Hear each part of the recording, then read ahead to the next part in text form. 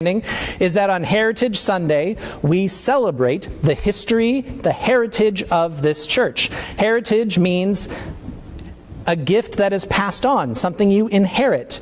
And so while our sanctuary itself is an object, it is a sacred place that we have inherited from the church that has come before us.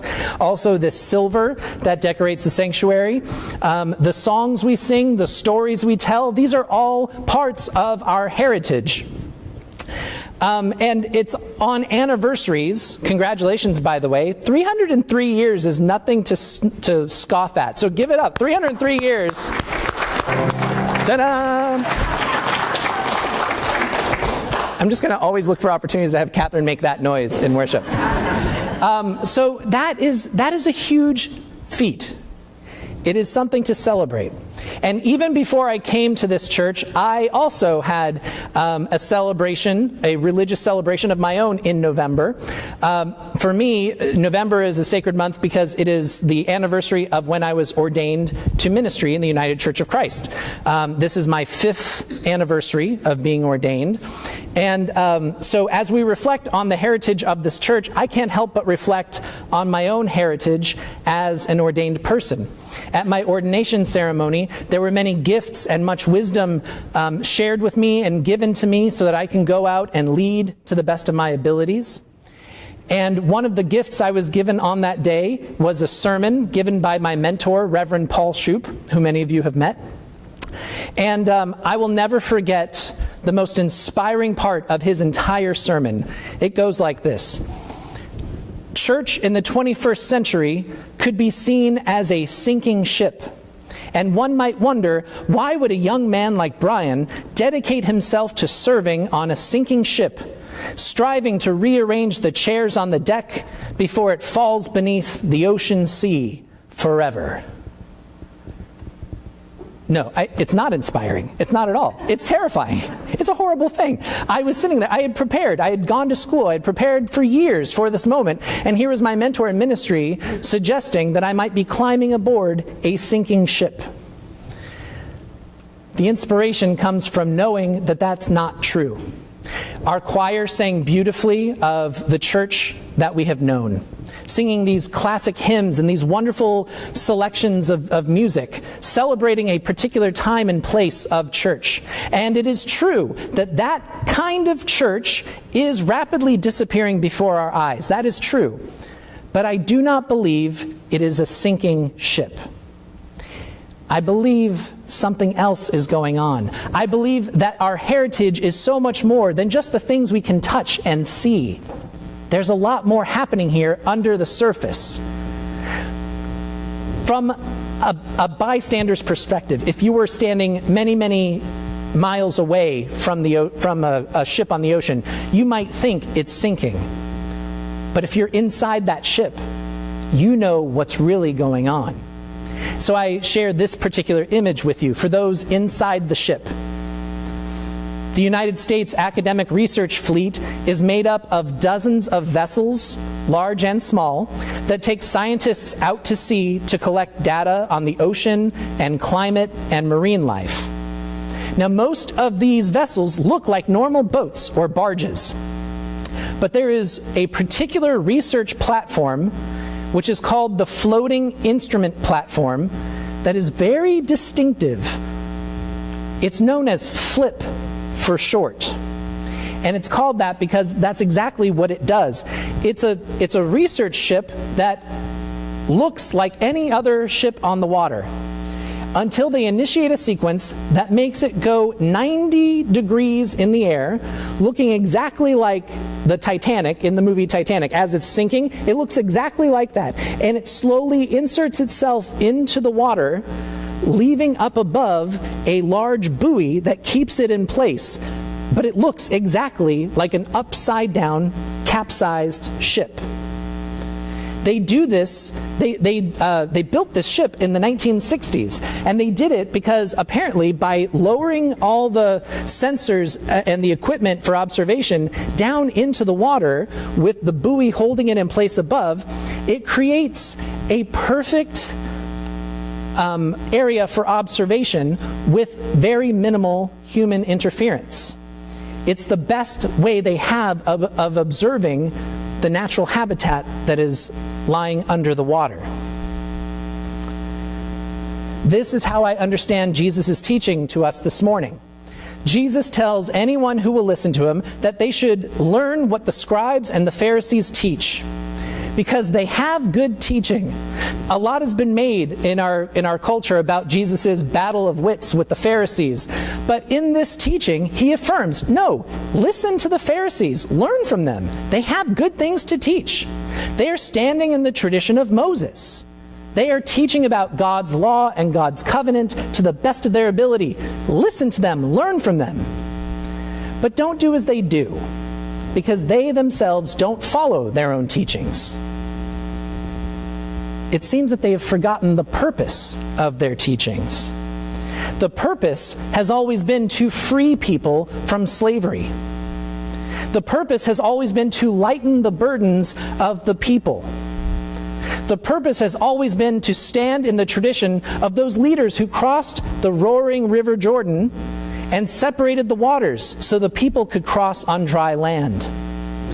The Pharisees and scribes seem to have forgotten the purpose of the teachings, possibly because, to Jesus' point, they have forgotten that they are still students themselves. Jesus implores anyone who will listen to remember that there is but one teacher, and that is God. And the rest of us, all the rest of us, are students, lifelong students, to be instructed in the ways of God's covenant, to lighten the burdens of those who come after us, to love and serve our neighbors as ourselves, to ensure that there is safe crossing into the promised land for all who desire to go there. And if we ever believe that we are too old or too experienced to stop learning, then we forget our purpose as well. Jesus doesn't want the Pharisees and the scribes to fail. Jesus doesn't want them to sink. Jesus just wants them to flip around, to have a different point of view, to change their understanding of themselves and who God calls them to be. This church has a rich heritage of teaching and instructing children and youth. In 1849, our church had a collection of books that formed what was most likely the first circulating library in America. It was a collection of books gathered from three main sources. The first was a collection of books that Sir William Pepperell left to his son Andrew when he died. The second set of the books came from Dr. Benjamin Stevens, who was the second pastor here at the church. And when he died, he combined his book collection with Andrew's, and you had that.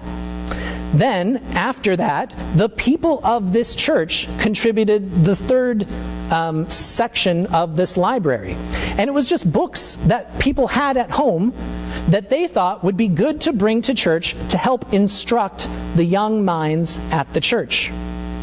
They were very specifically choosing books that would help to shape the spiritual formation of youth and families.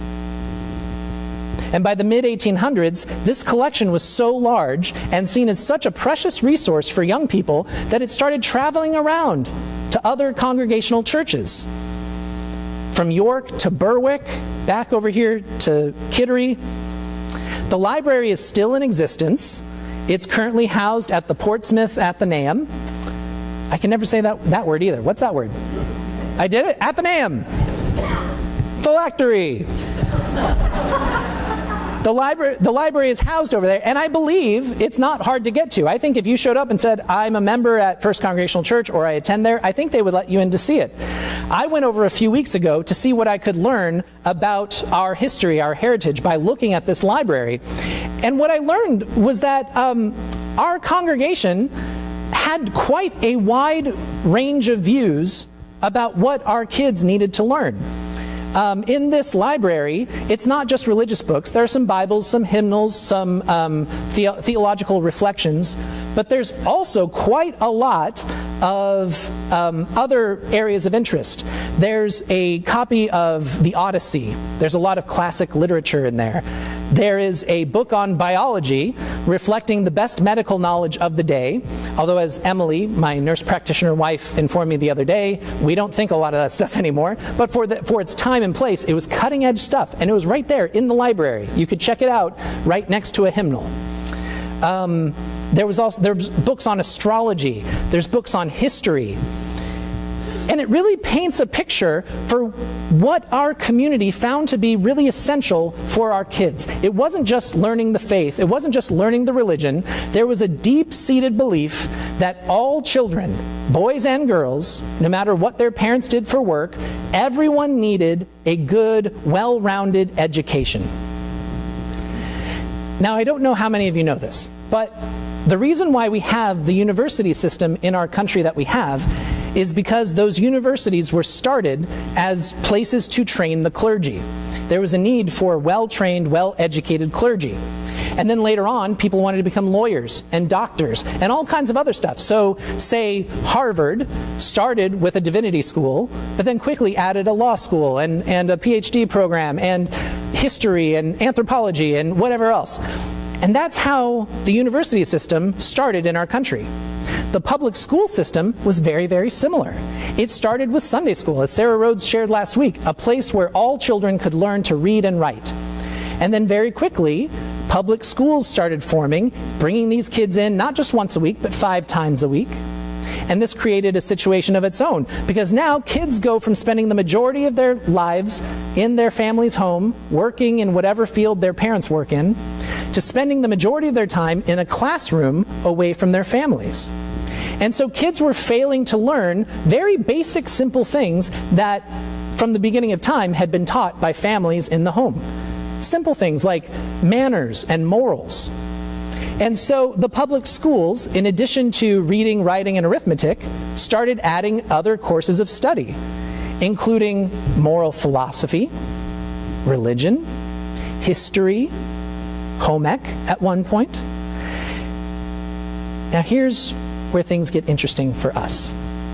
A few decades after public schools took charge of all this learning, you had families sitting around the dining table saying, you know, why should we bother going to church on Sunday? The kids get all their educating done at school during the week. They're even learning the Bible at school. And the weekends are the only time we have to be a family and be together. Why even bother going to church? And thus began the great trend that has only accelerated in the last few years of a lot of families choosing to do other things with their time rather than come to church on Sunday mornings. Now, one way to look at this is to be nostalgic and sad for a time that, doesn't really exist anymore. And it's easy to feel that way if we remember what the church used to look like, the church of our childhood, the church that we've grown up in and trusted. And as we see it disappearing from our very eyes, it's hard to not feel a little bit sad about that. But friends, I invite you to consider this. That church is not sinking. That church has flipped. We are instead called to be a new kind of church that has the ability to change our structure, to change our ways of serving God in the world, so that we are more nimble and more able to see where we are at in the world, in our lives, better able to observe the natural habitat in which we live, so that we know how to serve God's word and God's will now in this place. Last week, in this very room, during the 10 o'clock service, we invited the kids to play the part of Moses. They were up there in the balcony, and we had them act out being Moses, looking ahead to the promised land that only they could see. And we asked them, we challenged them to say, tell us what you see, share with us older folks your visions for your future. And a lot of you were here last week, you remember what they said. Nothing.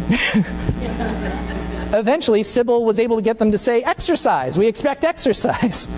Eventually, they were able to say, we expect good jobs. Eventually they were able to say, we expect good food. Very basic things. But they didn't have a sense of what the future holds for them. They didn't have a sense of what they need to know. And friends, this is my invitation to you. It's my invitation to this entire church to celebrate the heritage of this place that has done such a good job of training and educating our youth in the tradition of our faith. To use this as a learning opportunity. To hear a call for how we are being led in the 4th century of this church. We are not just called to be educators. We are called to be students ourselves. We are called to flip the whole thing on its ear so we can learn not just about the world as it is, but we can start dreaming and envisioning the world as it will be. That's what church can do. Public education, the way it exists, it can prepare our kids for the world as it is right now. Church, faith communities, families, we are the only places where kids can start preparing for the world that is yet to come. There is wisdom in this community that no student will ever receive in a public school. Our society is in need of new structures and systems to imbue human life with meaning and direction, and the blueprints for those new systems are probably locked in this room in your brilliant minds, waiting to be discovered one piece at a time. We live in a world that is crying out for justice, overburdened with problems we have yet to solve, groaning under the weight of experts and pundits who think they know everything. What our world needs is a local community of invested people who are willing to confess there is still so much we need to learn about loving and serving our neighbors as ourselves. And as all educators among us know, you learn best by teaching others. So come, friends, at the beginning of this 303rd year, let us learn together from our grand teacher, the God of all time. Let us have the courage to grow in spirit ourselves, to accept what God has been trying to teach for thousands of years. The kingdom can be revealed on earth as it is in heaven. Let us celebrate this important teaching, and let us teach others that lesson through the ordinary practice of living our lives. Amen.